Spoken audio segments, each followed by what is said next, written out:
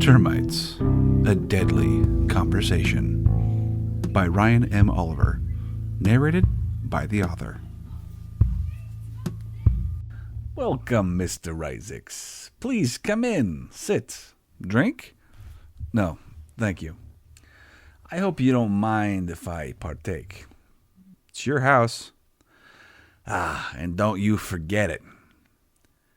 I was surprised to receive your invitation today. Really? That's odd. I figured someone like yourself would have expected a meet and greet sooner rather than later. A person like myself. You know, one who is curious. You're a curious cat, Mr. Isaacs.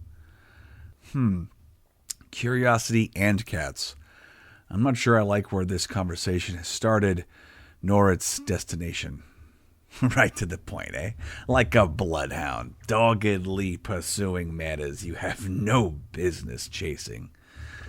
Okay, Mr. Salata, cut the shit. What do you want? Is this about what I've been writing for the paper? Because if it is, I'm not retracting a single article.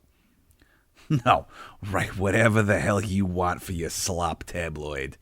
I am no censorship Nazi. No, you're not. You are, however, a money-hungry mobster hiding behind a businessman persona. You are exactly the man I thought you would be. Even on the enemy's turf. Enemy? I don't see you as an enemy. No? Then why all the negative attention? Simple. I don't like bullies who push people around for the fun of it. I'm no bully, Mr. Isaacs. I simply examine my competition, find those who are barely keeping themselves above water, and throw them a flotation device. It just so happens that after, their boat now has my name on it. So at the end of the day, I get all the credit and the profit that comes with saving a small business. I don't like dirty fighters either. Dirty? You think I'm dirty, Mr. Isaacs? No, I know you are. Accusations. These are why I called you down to my humble place of business. A brand new 20,000 square foot warehouse is humble? Compared to a high-rise, yes. I'll get there someday, but not if you don't help me with my little problem. Honestly, if you want my help with anything, it should be to measure what handcuff size you are. Is that right? You don't know anything, really. Everything you've written about me is speculation at best. Circumstantial. He said, she said bullshit. I know you're laundering money through those small businesses you help and then dump the blame on the original owners when they get raided. Oh, you are adorable, Mr. Isaacs. Like a child who dresses up in daddy's big boy clothes, pretending to be something you're not. Pretending. Interesting. How about I pretend to give a shit about this conversation for the next 30 more seconds, and then I'm going to leave for real. So unless you can tell me why you invited me down here so aggressively, I will be leaving, Mr. Salata. Your sources. My sources. Yes, I want names. I don't reveal my sources, Mr. Salata. At least tell me if they are within my organization. I cannot confirm or deny anything. You go ahead and assume where I get my information. Maybe I'm just good at reading people. Maybe I'm lying when I write my articles in this so-called slop tabloid I work for. No, you called me because you were afraid. No, not afraid. I, like you, have to do my research. Research? Have you ever had a pest problem, Mr. Isaacs? What the hell does that have to do with anything? Just answer the question. Must you be so defensive? Given the circumstances, can you blame me? I guess not. Please, Mr. Isaacs, answer the question. Have you ever had a pest problem. Like mice or bugs or small critters. No, not really, no. Okay, so how would you handle it? Do you require an exterminator, Mr. Salata? A quick Google search can help you faster than I can. Indulge me, Isaacs. How would you handle the little buggers? I would start with traps. Ah, you see? You'd handle it in-house first. What are you getting at? When you have a problem, generally men like us, doers, Mr. Isaacs, we are men of action. Okay. As I was saying, men like us, when presented with a problem, we look for a simple solution. Efficient, cost-effective solutions that yield the best results. However, if that problem is out of the scope of our skill set, we bring in an expert. Do you normally speak in dodgy metaphors? I'm a complicated man, Mr. Isaacs. And I'm a man who hates bullshit and having my time wasted. Then let me get to my point. Go ahead then. I'm giving you 30 seconds before I walk out that door. Fine. When dealing with a pest problem, we must investigate. We break down the issue. First off, if an infestation is what we have, we don't immediately go to burning the house down or tenting the damn building off and fumigating. No, that nuclear solution is too much. Too much money, or worse, destroys what we have built altogether. You have to identify the type of pest. Precisely. I knew you were smart, Mr. Isaacs. And I knew you were a pedantic schmuck. Careful.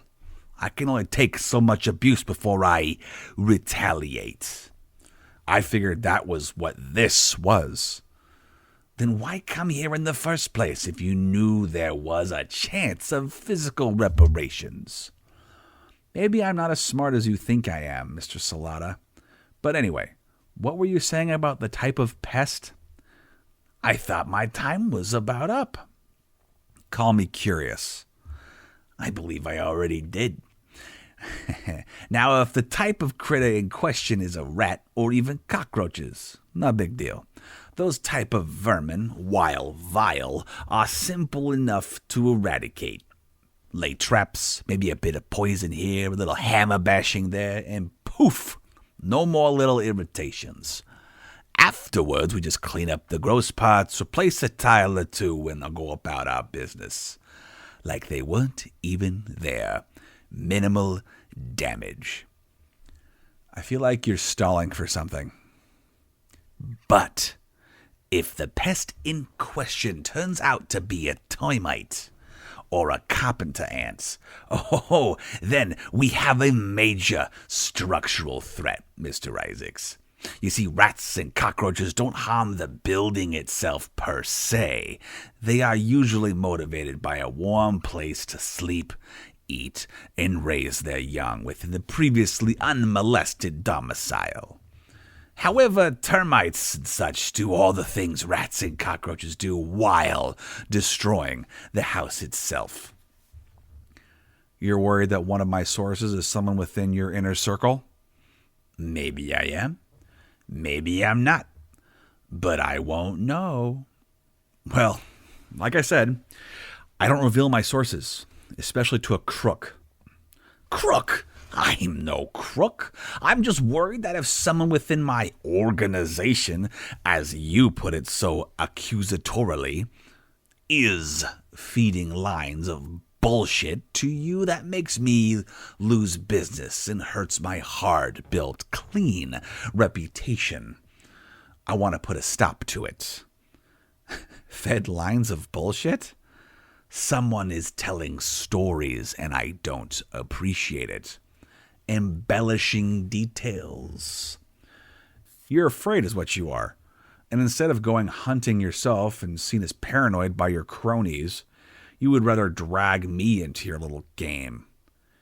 What did I say about finding efficient solutions? Screw you. I don't appreciate that kind of disrespectful response. Fine. Screw you, Mr. Salada. Is that respectful enough for you? I'm leaving. See you never, you crooked son of a bitch. You're not leaving until I get a name or names if you're feeling generous. What part of my tone did you not understand? You are the thickest mother, Brenda and Toby. What the hell did you just say? Brenda Sykes and Toby McAllister. What about them? I figured you would be resistant to my questioning. So I did a little digging. Something you do on a regular basis as a part of your reporter duties. But of course, your well of information is as poisoned with the filth of the corrupted streets, like a storm drain in the city. You just collect anything and everything that floats to you. I verify everything that comes across my desk, no matter how disgusting the stink. And in my experience, the smellier the source, the bigger the real mess truly is, Mr. Salada. Now, where did you get those names? It appears that you have no family, Mr. Isaacs. My sources tell me that you live alone. Leverage? You're looking for leverage on me? And your sources came up with those two names? Pathetic. At least threaten my life, for Christ's sake. In my experience, people are more inclined to bend the knee when others' lives are on the line, Mr. Isaacs. Not necessarily their own. Well, you'll be disappointed to know that Ms. Sykes and Mr. McAllister are nothing to me emotionally. You're bluffing, Timothy. I can see the concern in your eyes. Threatening their lives will not change my mind. That's too bad. Yeah, for you. You are in no position to be making threats, Mr. Isaac. Threats? I don't make threats, Anthony. I make promises. You were searched at the door. You have nothing to stop me from ending you here and now. God, I love how wrong you are. God, I love how wrong you are. If you are as good as intimidating a reporter as you are at business, it is a miracle you are still afloat. First, you were wrong about me being weak enough to give you my sources. Then you pull two names that mean zero to me. And finally, you think I would walk in here with no means to defend myself. You really are an absolute idiot. An idiot? Who is the idiot now, Mr. Timothy Isaacs? You are. Isaacs pops up after playing dead for a moment. What? How? I shot you! Shot at me with blanks. You see, my source is your head of security. Frankie, that rat! Don't you mean termite? Salada yelled in frustration, then pulled the letter opener off his desk and lunged at Isaacs. Isaacs reached behind his long black sock for an ankle holster, pulled, aimed, and fired once, twice, 3, 4, 5 rounds of his .22 caliber pistol. Salada slumps to the floor with a deadening crash, tumbling over top of the mahogany desk, breaking a lamp in the collapse. Isaacs stands back, breathing hard, braces the pistol with both hands against his chest. A man barged into the room. What happened? It seems I've saved the city on pest control costs. What? Don't worry about it. Call the police. They're going to want to hear all about this. Tell them Anthony the Salt Salada is dead.